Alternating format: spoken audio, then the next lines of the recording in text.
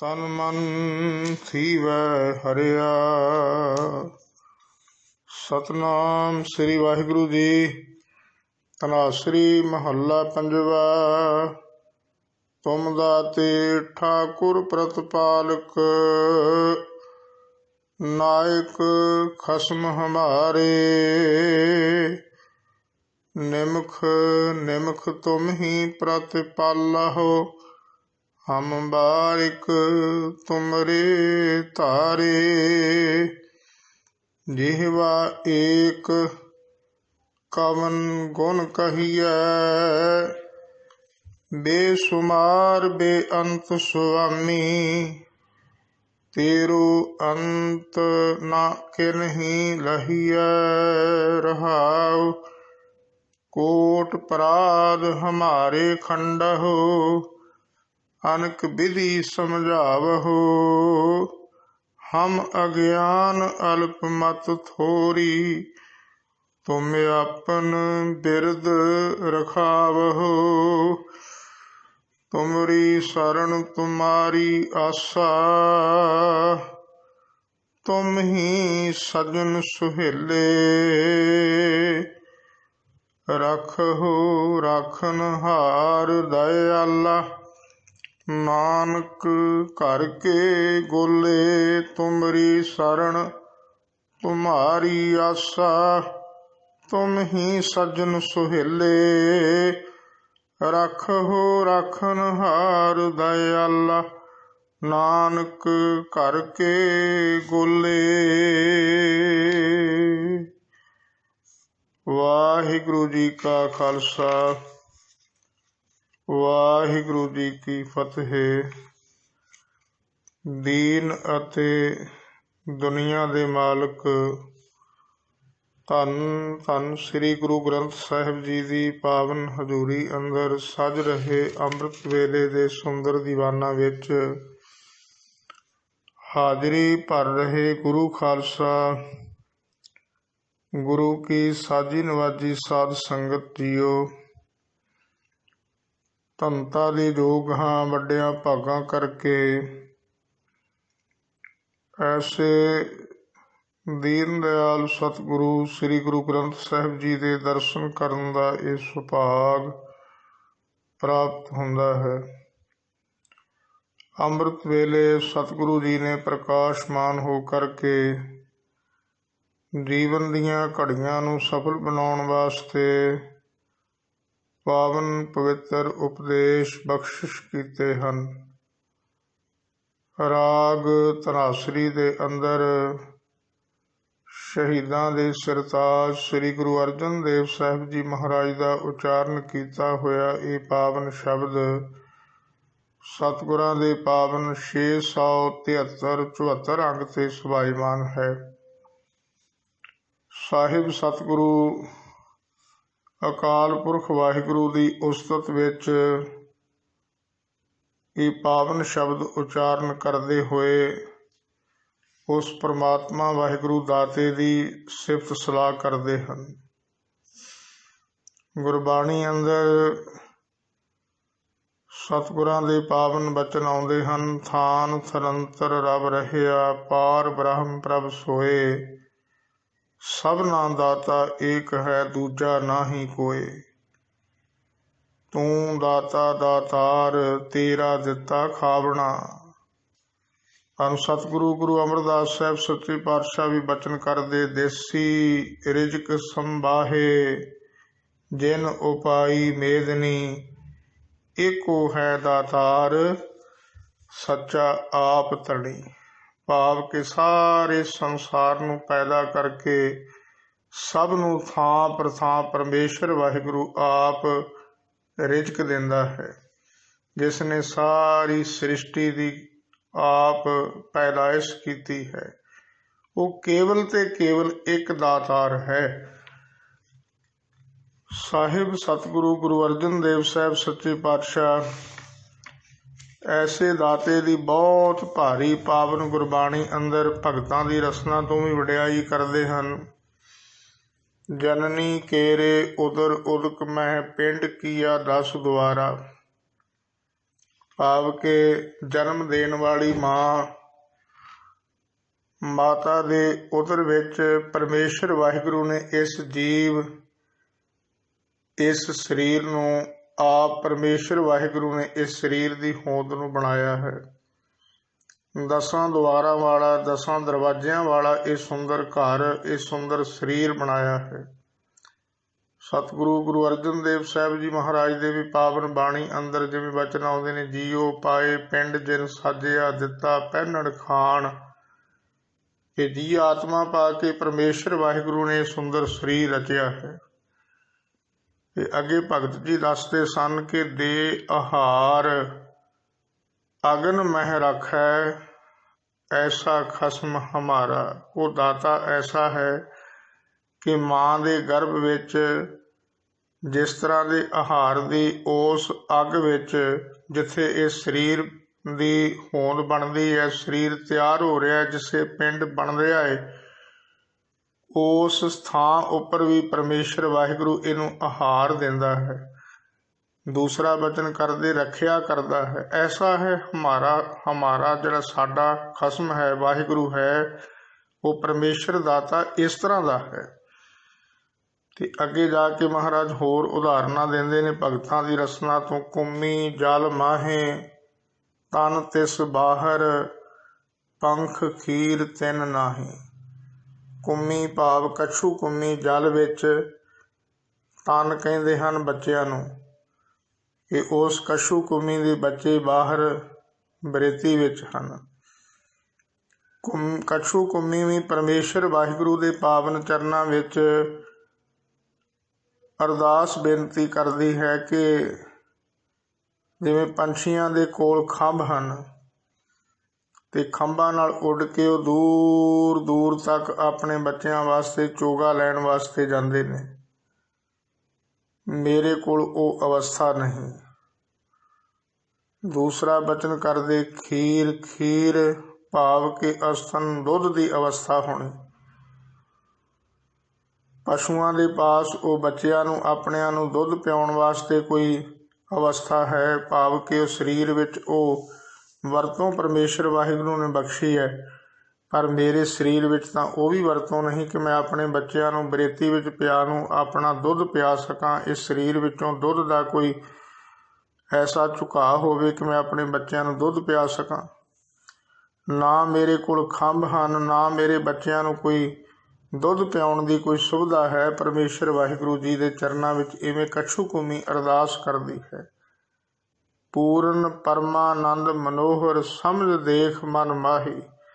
ਇਹ ਪਰਿਪੂਰਨ ਪਰਮਾਤਮਾ ਵਾਹਿਗੁਰੂ ਦੇ ਪਾਵਨ ਚਰਨਾਂ ਵਿੱਚ ਅਰਦਾਸ ਕਰਦੀ ਹੈ, ਹੇ ਪਰਮਾਤਮਾ, ਹੇ ਵਾਹਿਗੁਰੂ, ਜਿਸ ਤਰ੍ਹਾਂ ਮੇਰੀ ਪਾਲਣਾ ਕੀਤੀ ਹੈ, ਮੇਰੇ ਸਰੀਰ ਨੂੰ ਚੱਲਣ ਫਿਰਨ ਦੇ ਯੋਗ ਬਣਾਇਆ ਹੈ, ਉਸੇ ਤਰ੍ਹਾਂ ਮਹਾਰਾਜ ਮੇਰੇ ਬੱਚਿਆਂ ਵਿੱਚ ਵੀ ਤੂੰ ਤਾਕਤ ਭਰ ਸਕਦਾ ਹੈ। ਇਹਦੇ ਆਪਣੇ ਮਨ ਅੰਦਰ ਆਪਣੇ ਬੱਚਿਆਂ ਦੀ ਚਿਤਵਨੀ ਕਰਕੇ ਪਰਮੇਸ਼ਰ ਦੇ ਚਰਨਾਂ ਵਿੱਚ ਅਰਦਾਸ ਕਰਦੀ। ਜਿਵੇਂ ਗੁਰਬਾਣੀ ਦੇ ਬਚਨ ਹਨ, ਮਨ ਮੈਂ ਚਿਤਵੋ ਚਿਤਵਨੀ ਉਦਮ ਕਰੋ ਉਠ ਨੀਤ, ਹਰ ਕੀਰਤਨ ਕਾ ਆਹਰੋ ਹਰ ਦੇਹੋ ਨਾਨਕ ਕੇ ਮੀਤ।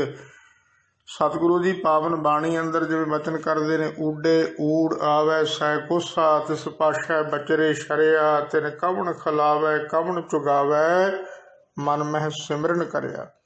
ਊਜਾਂ ਦੀਆਂ ਡਾਰਾਂ ਉੜਦੀਆਂ ਨੇ, ਸੈਂਕੜੇ ਕੋਹਾਂ ਮੀਲਾਂ ਦੂਰੀ ਜਾਂਦੀਆਂ ਨੇ, ਚੋਗਾ ਚੁਗਦੀਆਂ ਨੇ, ਤੇ ਕਹਿੰਦੇ ਮਨ ਵਿੱਚ ਆਪਣੇ ਬੱਚਿਆਂ ਦਾ ਧਿਆਨ ਧਰ ਕੇ ਉਹ ਅਰਦਾਸ ਕਰਦੀਆਂ ਹਨ ਕਿ ਹੇ ਪਰਮਾਤਮਾ, ਹੇ ਵਾਹਿਗੁਰੂ, ਇਹਦੀ ਐਨਰਜੀ ਸਾਡੇ ਬੱਚਿਆਂ ਨੂੰ ਦੇ।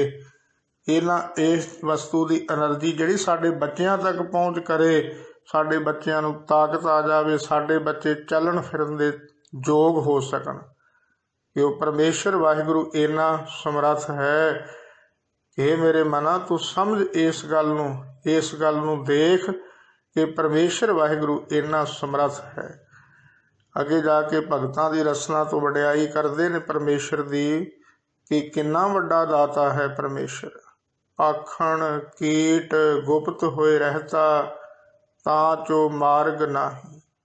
ਭਗਤ ਧੰਨਾ ਜੀ ਬਚਨ ਕਰਦੇ ਕਿ ਰਸਤੇ ਵਿੱਚ ਮੈਂ ਤੁਰਿਆ ਜਾਂਦਿਆਂ ਦੇਖਿਆ, ਸੜਕ ਦੇ ਉੱਤੇ ਕੁਝ ਲੋਕ ਪੱਥਰ ਤੋੜਦੇ ਸਨ। ਬਹੁਤ ਨੀਝ ਲਾ ਕੇ ਜਦੋਂ ਦੇਖਿਆ ਇੱਕ ਭਾਰੇ ਪੱਥਰ ਨੂੰ ਤੋੜਿਆ ਗਿਆ, ਉਹਦੇ ਵਿੱਚੋਂ ਇੱਕ ਕੀੜਾ ਜਿਸ ਦੇ ਮੁਖ ਵਿੱਚ ਉਹਦੇ ਜੀਵਨ ਦਾ ਆਹਾਰ ਪਿਆ ਹੋਇਆ ਹੈ।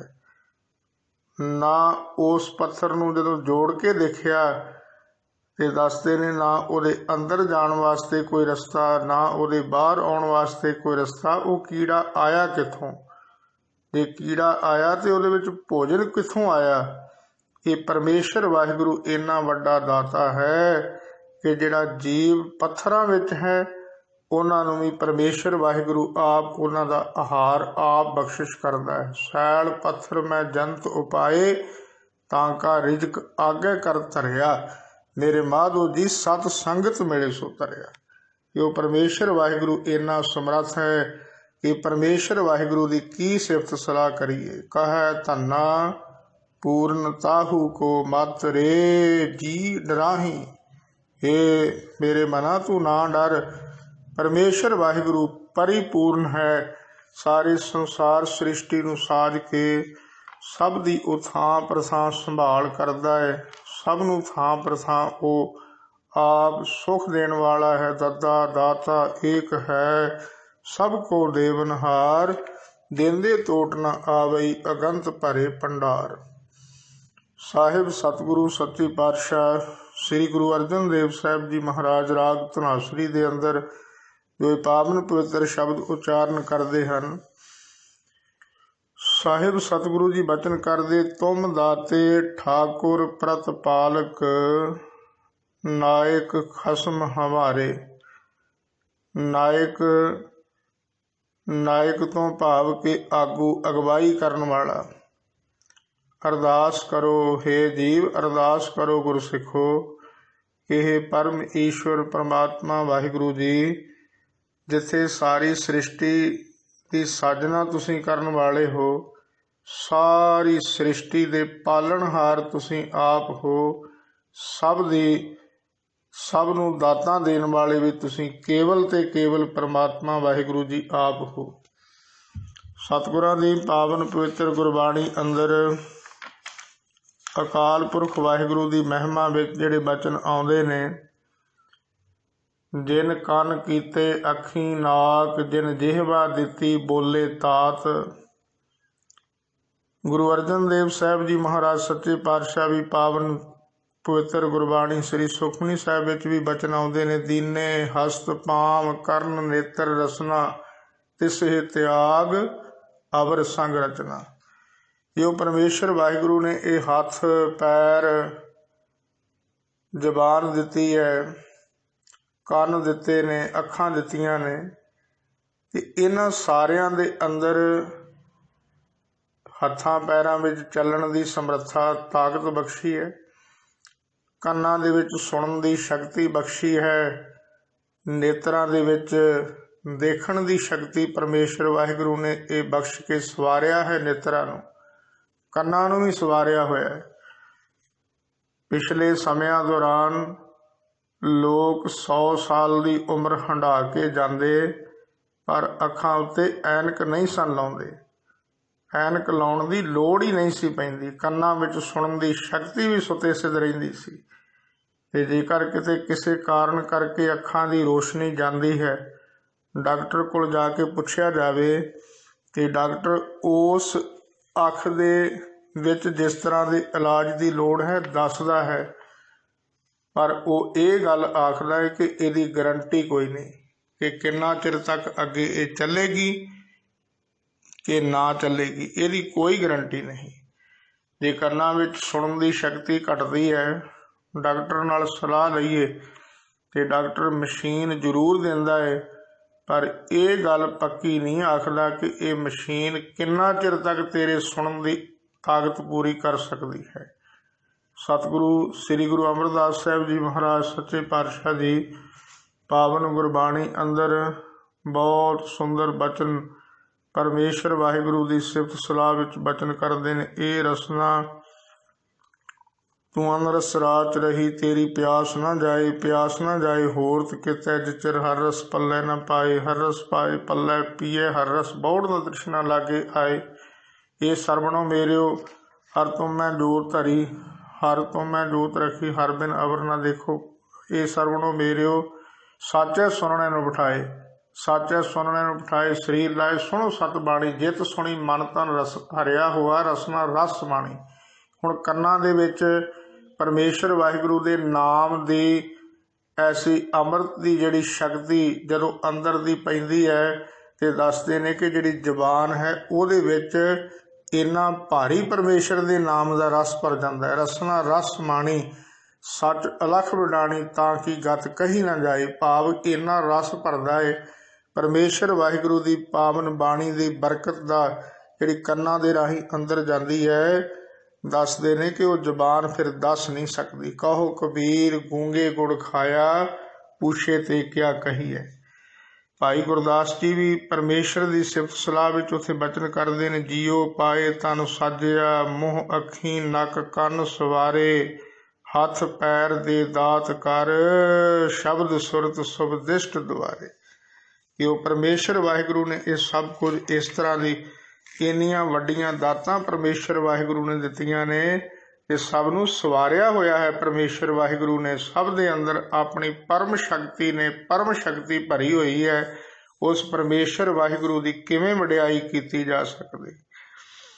अगला वचन कर दे निमख निमख तुम ही प्रतिपल हो हम बारिक तुमरे तारे। महाराज किरपा करदे हो रहमत करदे हो। निमख निमख जिन्ने समय विच भी जिवें गुरबाणी का बचन आउंदा है हरन भरन जाका नेत्र होर तिसका मंत्र ना जाने होर। निमख निमख जिन्ने समय विच भी महाराज तुसीं पालना करदे हो। असीं आप जी दे ही पैदा कीते हुए आप जी दे बच्चे हाँ। जिहवा एक कवन गुण कही है। महाराज जबान एक है। एक जबान दे नाल महाराज किवें आप जी की सिफत सलाह की जा सकती है। जिथे शेष नाग 100 जबानां नाल तेरी वडियाई करदा है। वख वख जबान विच वख वख नां लैके तेरी वडियाई करदा है पर तेरी वडियाई का कोई अंत नहीं पाया जा सकता। गुरु नानक साहब सच्चे पातशाह जी की पावन रसना तो बचन आउंदे ने। एक दू जीभो लख होहे लख होवै लख बीस लख लख गेड़ा आखिया है एक नाम जगदीश। उत्थे दसदे ने विद्वान कि जदों एक जबान नाल परमेश्वर वाहिगुरू की उस्तत करदियां करदियां एक रस परमेश्वर वाहिगुरू विच सुरती टिकदी है ते दसदे ने 1,20,000 जिहड़ा रोम है शरीर का खुलदा है वह भी जबान बनती है ते परमेश्वर वाहिगुरू की उस्तत और रोम भी करते हैं। जिवें गुरबाणी का बचन है भगतां दी रसना तो बचन करदे रोम रोम मह बसे मुरार। कि एक एक रोम ही वह परमेश्वर वाहिगुरू की उस्तत करता है परमेश्वर वाहिगुरू की सिफत सलाह करता है। शरीर का चमड़ा भी परमेश्वर वाहिगुरू की सिफत सलाह करता है। सतगुरु जी की सिफत सलाह विच बचन करदे महाराज जबान एक है तेरे कवन कवन गुण कह कह गावां तू साहिब गुणी निधाना। बेसुमार बेअंत स्वामी तेरो अंत ना किन ही लही है। महाराज बेसुमार बेअंत जिथे कोई अंत ना होवे। हे महाराज तेरे गुणों का कोई अंत नहीं कोई अज तक अंत पा ही नहीं सकिया। महाराज रहाओ विश्राम दे के बचन कर दे कोट पराध हमारे खंड हो अनक विधि समझावो। जदों तो संसार सृष्टि बनी है महाराज शरीर लैके संसार विच आए ते पता नहीं किन्नी बारी शरीर लिया ते किन्ने तरह के अपराध किए ने। महाराज करोड़ों ही तरह के अपराध किए ने। कृपा करनी महाराज रहमत करनी लेखे कतहे न छुट्टी है खिन खिन भूलन हार बख्शण हार बख्श लै नानक पार उतार। ये करोड़ों तरह के किए हुए अपराधों नूं महाराज खंड दिओ ते अगे आजीवन का सुंदर रस्ता ये विधि समझावना करो। हम अज्ञान अल्प मत थोरी तुम आपन बिरद रखावो। महाराज असी अज्ञानता के हनेरे विच गुम हाँ। साडी मत साडी जिहड़ी अकल है वो थोड़ी है। कृपा करो महाराज अपना बिरद जान करके अपना सुभाव जान करके महाराज साडे औगुणा नूं ना चितारियो। तुमरी शरण तुम्हारी आशा तुम ही तुमरी शरण तुम्हारी आशा तुम ही सजन सुहेले। महाराज तुहाडी शरण विच हाँ, किरपा करके महाराज एक आस रखी है आप जी दे पावन चरणों की। तुसी ही सज्जन हो, सुख देण वाले हो, किरपा करनी राखो राखन हार दयाला। नानक करके गोले रखिया करो, रखन हार हो, दया दे घर हो। असीं आप जी दे घर दे गुलाम गोले बन के आप जी की सेवा विच सदा ही आप जी दे नाम की वडियाई करते रहिए। हे दया दे घर सतगुरु जी, अपने चरणों की असीस बख्शनी, होइयां भुलां चुकां की मुआफ़ी। वाहिगुरु जी का खालसा, वाहिगुरु जी की फतेह। तन मन थीवै हरिया। सतनाम श्री वाहिगुरु जी। तनासरी महला पंजवा। तुम दाते ठाकुर प्रतपालक, नायक खसम हमारे। निमख निमख तुम ही प्रतिपाला हो, हम बारिक तुमरे तारे। जिहवा एक कवन गुण कहिए,